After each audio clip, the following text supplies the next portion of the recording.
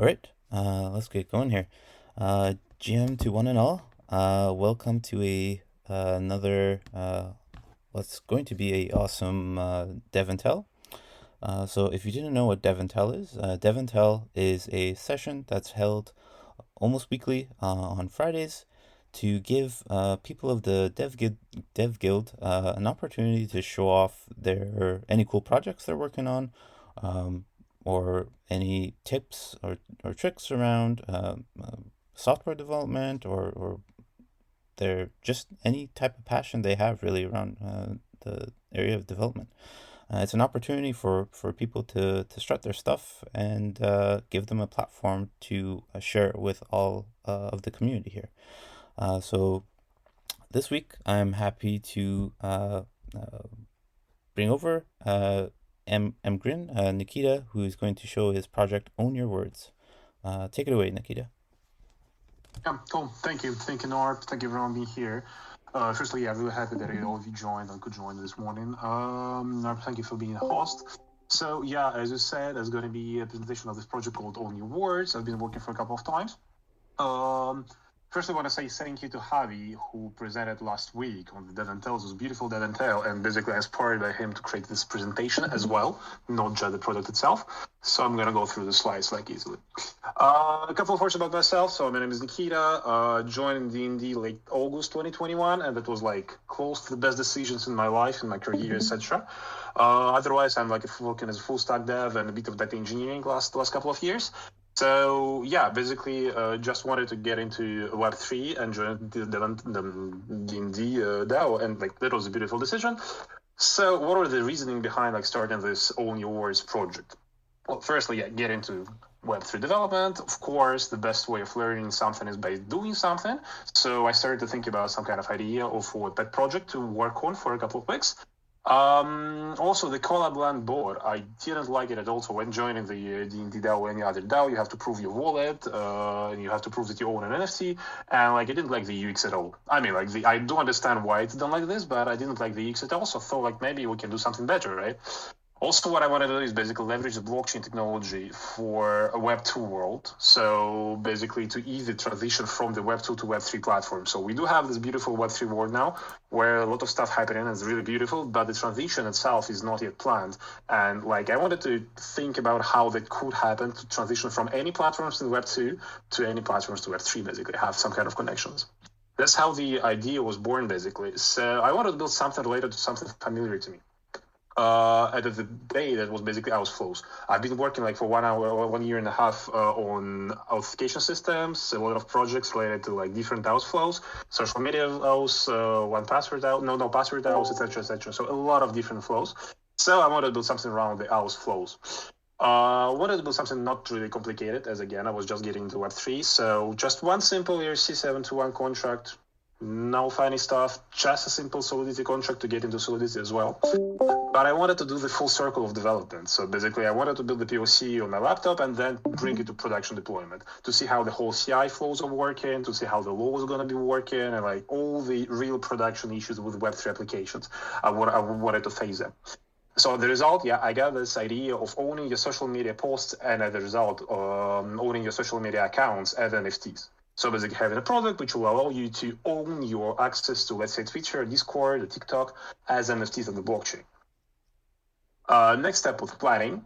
Well, of course, the planning was easy. Estimations, 2 weeks of work, one smart contract to be deployed, one React app basically to see all the stuff. In reality, that turned out to be 4 months of development, 8 different smart contracts, custom oracles to make off-chain calls, backend, of course, some encryptions included. So it turns out to be not that an easy pet project, but basically split over 4 months alongside the main.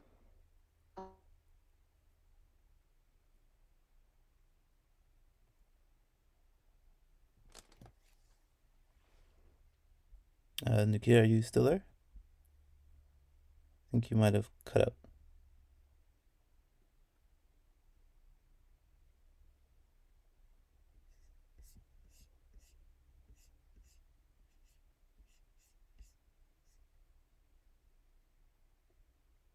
Lost Narp.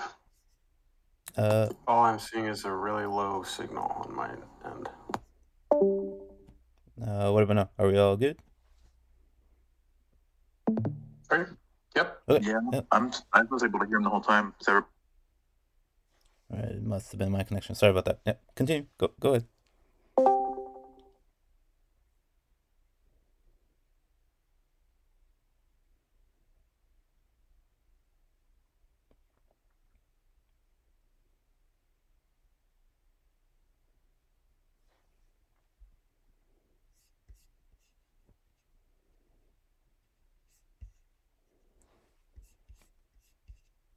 Like supported account. Now here, then I'm going to switch to the localhost blockchain to basically show you the whole flow, but the whole flow is exactly the same on the Rinky network, right? So what I have now is like basically I have two NFTs, one for my Twitter and one for my Discord. If I click on them, basically you just go to my page on Twitter. Same for the Discord, it's going to open your Discord application.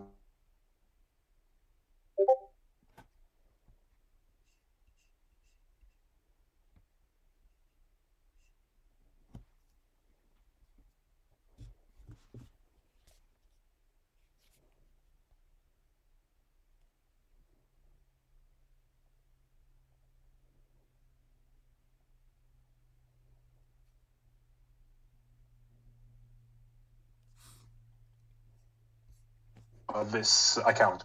The reason behind this is the whole mint process is going through an Oracle, which is basically is listened by my backend to send all the requests to Twitter API. So you anyway gonna pay this price, and this is the price for the Oracle to basically pay the gas afterwards for you. So you anyway gonna pay this price, whatever the result of the mint process is gonna be.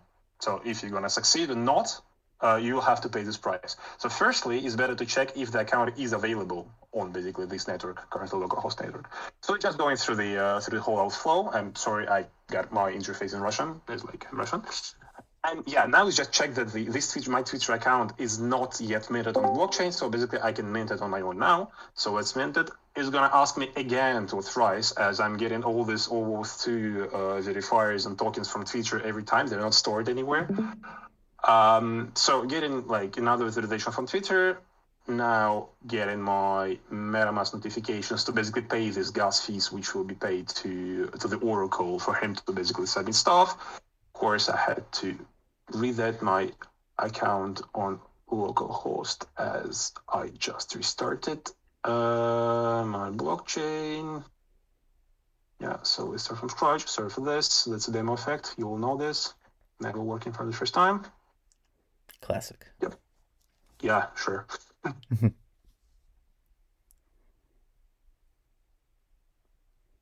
That zero. Yep, that zero. And like that's basically maintained. The whole process is working the following way.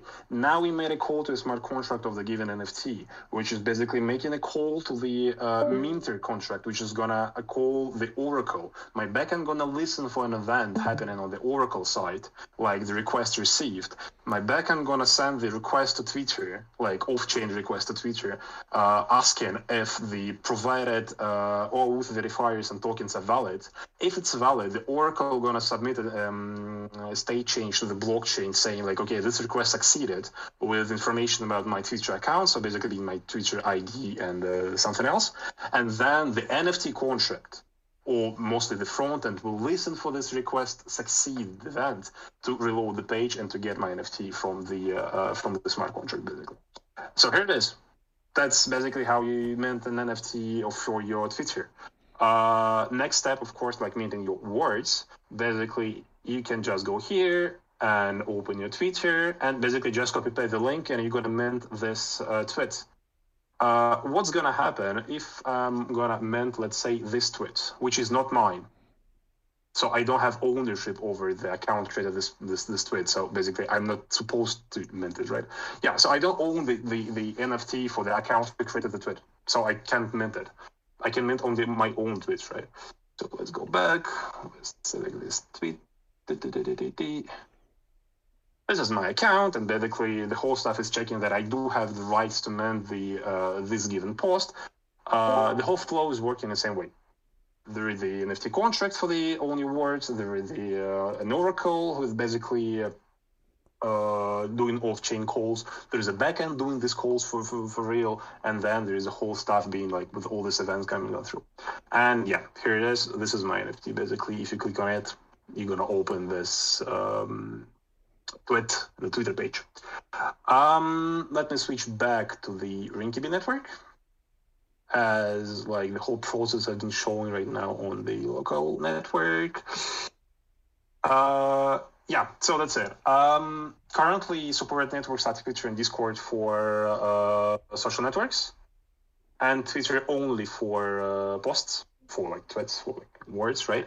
But as you can see, like there is no any limitations on any network. So let's say any social network having OAuth2 can be integrated here. Even like TikTok, it should not be textual posts. It can be like Instagram or TikTok or anything else, even YouTube. So basically, you can own any content you create on your Web2 social media platforms as NFTs.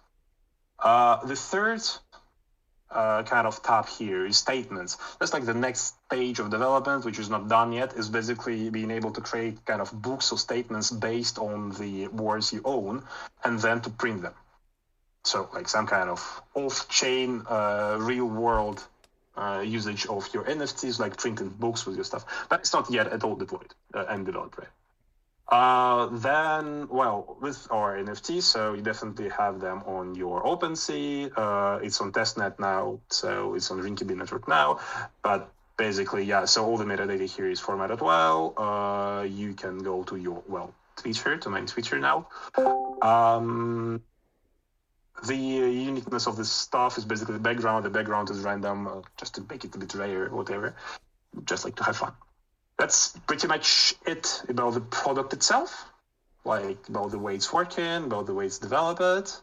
So let's go to this presentation deck. So technically wise, I already mentioned a couple of things that have been used here. Solidity, of course, fancy language, really liked it, really nice. Open Zeppelin upgradable contracts, that's a beautiful piece of open source software. Nest.js for the backend, just because we wanted to try it out. React for the front end, just because. Chakra UI again, because I'm familiar with this. Off-chain calls are done using custom Oracle contracts based on events, etc. And the real requests to the social network, so basically it's all those two requests are done via my backend. The data that is passing through the blockchain, basically stored on the blockchain, are OAuth verifiers, which are should be kept secret, basically. So they're encrypted by my backend again. So all the data which is stored on the blockchain, which is like obviously public and readable by everyone, it's encrypted by the key stored on my backend. Smart contract sources are verified. You can see all of this stuff. Metas for users, for other developers, basically are implemented. What I mean by this, now if you own an NFT of your Twitter, let's say, everyone can call the own your social smart contract and basically check if this address owns this Twitter. So it's just like ENS for your domain names, but like for every social network, right?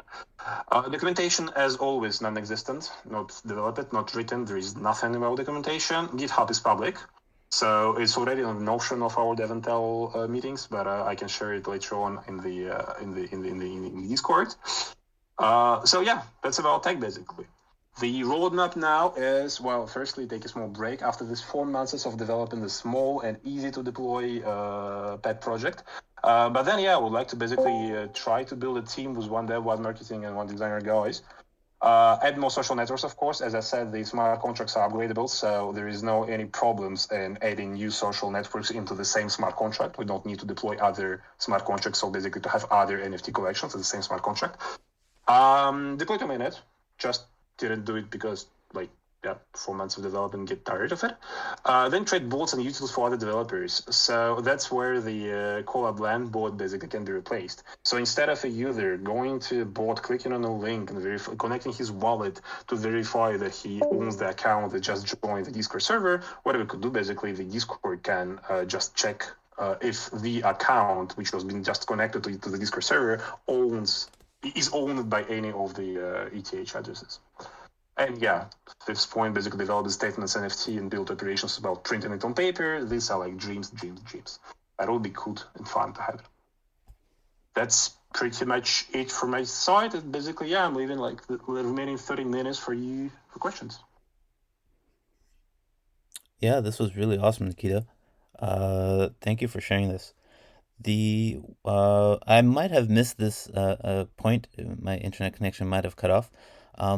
In the tab with the accounts, when one is looking to basically link their account to their wallet, and you might have touched on this on point four of your roadmap, but is there a verification process in place already to say that I own this particular Twitter account, or not at this moment? Yes, sure, Mm. sure. So basically, when you mint it, you firstly check the availability if it's available. Okay. But then the whole process is working that the front end is getting for example, from Twitter is getting the OAuth verifier and OAuth token, Okay. then encrypts it using the backend. Uh-huh. With the backend stored on the backend, right? And then the encrypted version of these two values are submitted to the smart contract. Got it. And the smart contract, so these two values are going through the blockchain and basically stored on the Oracle, and the backend, same backend or any other backend, but they should share the secret key basically to decrypt these values. Gonna take these two values, decrypt them, and basically go to Twitter to check that you basically own the stuff. Yeah. Oh, I see. Cool. Oh yeah, so it's basically connected to Twitter API using all the Twitter API, all values and verifiers and checks, and that's the main reason why it took me not 2 weeks but basically 4 months. Yeah. Yeah. Yes. Yeah. It's always that way. But Yeah. it's great. Yeah. This is awesome. Uh, does anybody on the call have any questions for Nikita?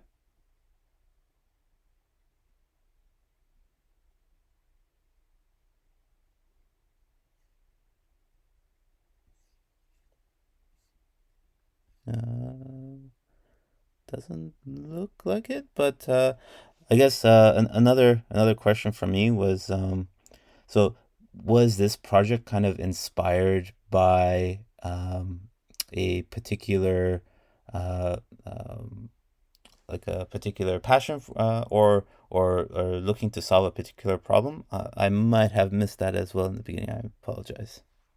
That was mainly like trying to solve a problem of merging together the Web2 platforms and Web3 platforms. So again, the example of Collabland bot is like is a direct way of solving this problem. Hmm.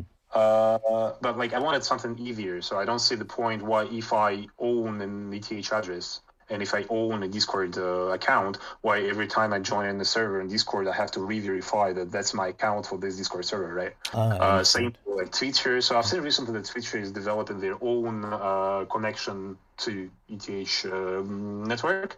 Like basically be able to connect your wallets, right? But yeah, that's the point. Like if I own right now owning my Twitter account means that Twitter I should believe Twitter that like they say that I own it, right? Better to basically write on the blockchain. That's why it's done. So like yeah, just write all the ownership of my data in existing social media platforms to blockchain. Yeah. Got it. Awesome. I had a quick question. Yep. I was curious, what were obviously the challenges were pulling a lot of these pieces together. Is there any code or anything on your public repo that you would like to walk through and highlight any of the complexities? Yeah, sure. Well, basically, the most challenging part was this oracles and basically the way of doing off-chain calls, right? So when I started, I was like, come on, it's just like ETH is just like a piece of technology, and like calls to an API should be easy from a smart contract, right? Well, it turns out no. You have to go to this chain link stuff. I'll be honest with you. I spent like a week trying to understand how the whole chain link should work. Didn't get it. So tried to build basically my own conception of oracles. I know like it's a bad idea, but yeah, that's it. So yeah, basically just oracles. So the way it's working is let's go with the social networks ownership smart contracts, right? So when you mint, let's say Twitter, you basically call a smart contract called Twitter Minter, which has like some particular stuff exactly for Twitter, sending the OAuth token, OAuth verifier. They are like encrypted. This Twitter Minter contract on its way is basically start mint, has a method start mint, taking this data and creating a request to an oracle with this data again, and with the owner is the data and with the callbacks. So the oracle when the Oracle will know that these data are basically this off-chain call is done, gonna call this two callbacks here. One quick question about the Oracle. I'm fairly new to it. So this is oracles are used to call off-chain, like any APIs in the real world. Kind of, yeah. Okay. So here, the Oracle is basically the contract storing all the requests that should be made and the responses related to this request. So when an Oracle gets a request, let's say this is a Twitter Oracle here, it gets a request with token and verifier, right? And with, again, two callback functions, which should be called when the request is done. When the Oracle gets the new request, it emits the new request, basically, new pending request by ID. These events are listened by my backend. They're getting this request ID, they're getting the request data from the blockchain, and my backend is doing the request to Twitter API with these two values. Yep. And when my backend is done doing this off-chain call, it submits it's basically called the succeeded method of the Oracle smart contract with an ID and with data being the response of Twitter. So here is screen name user ID, right? And the Oracle, when it's get it knows that this request ID was succeeded with this data, creates the response basically with this data, and calls the success callback. So yeah, so the Oracle, the contract storing the fact that there will be a request and the response to this request, successful or not. And the backend is listening to new requests coming to this contract, this Oracle contract, doing the off-chain calls, basically doing the classical REST API calls, and storing data on blockchain again. Okay, yeah, thank you for running through that. It does look pretty complex to create. Yep. Well, that's been rewritten like 5 times, I guess. The whole code is public, so you can go through it. It's completely public. I'm going to publish it later on, but yeah, again, no documentation. Sorry. But I guess on the topic of documentation, so to speak, if anybody wants to contribute to this project, are you planning to add a contributing doc and whatnot sometime down the line, or do you see it kind of in its first MVP stage and not looking to have anything major added at this point? Sure. I want to add the doc as I want to add a possibility to contribute firstly to add new social networks. Mm-hmm. I don't want to cover all the possible social networks. So yes, definitely I will someday develop the doc, probably in the next months, something like this. Yeah. But all the contributions are welcome, and this is the state of the repo where it's not anymore like an MVP, but it's like an MVP, but it's not going to be rewritten from scratch. So I'm going to continue from this point basically here. So yeah, docs are definitely going to be here. Yeah. Fantastic. All right. We have about 5 minutes left. Are there any last questions for Nikita before we sign off?